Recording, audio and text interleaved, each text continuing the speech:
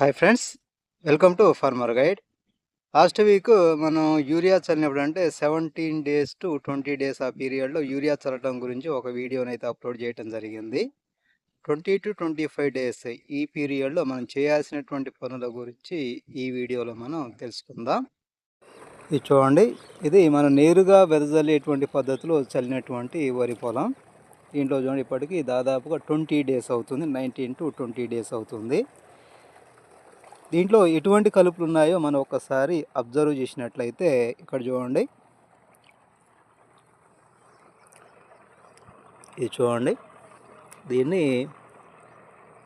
గనుపుల గడ్డి లేదా దారక గడ్డి అంటాం మేము. ఈ విధంగా గనుపుల గడ్డి ఉంది ఇది. తర్వాత నెక్స్ట్ ఇది చూడండి, ఇది వరిలాగానే ఉంటుంది కానీ వరి కాదు. దీన్ని దొంగ వరి లేదా నక్క తోకల గడ్డి అంటారు. ఇది లేత దశలో ఈ విధంగా ఉంటుంది. అదే ముదురు దశలో తీసుకున్నట్లయితే చాలా పొదలుగా పొలం మొత్తం కూడా పాకుతూ ఉంటుంది. ఇది ఒకటి. నెక్స్ట్ ఇవి చూడండి, ఇది వెడల్పాటి ఆకులు కలిగినటువంటి బ్రాడ్ లీఫ్ వీడ్ అంటారు దీన్ని. ఇటువంటివి ఈ కలుపు కూడా ఉంది అక్కడక్కడ చూడండి. ఇది దీని తర్వాత ఇదంతా చూడండి, ఇది తుంగజాతి కలుపు. ఈ విధంగా తుంగజాతి కలుపు కూడా ఉంది.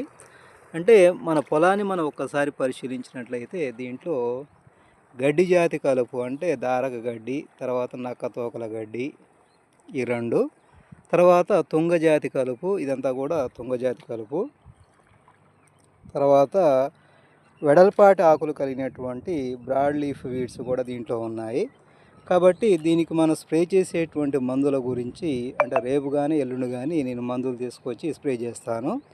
ఈరోజు నీళ్లు పెట్టిన తర్వాత రేపు ఎల్లదీసి తర్వాత రోజు అంటే టుమారో లేదా డే ఆఫ్టర్ టుమారో నేనైతే కలుపు మందులని స్ప్రే చేస్తాను. ఆ కలుపు మందులను స్ప్రే చేసే ముందు దానికి సంబంధించినటువంటి వీడియోను కూడా అప్లోడ్ చేస్తాను. Thanks for watching.